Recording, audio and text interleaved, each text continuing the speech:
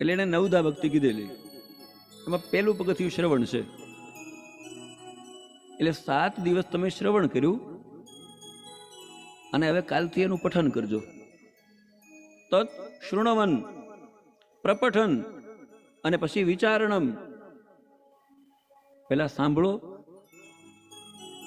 અને જે લોકોના ઘરમાં શ્રીમદ ભાગવત ન હોય,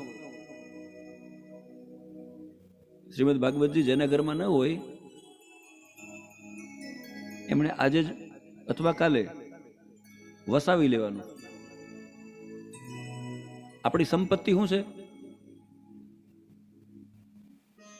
સનાતનીના ઘરમાં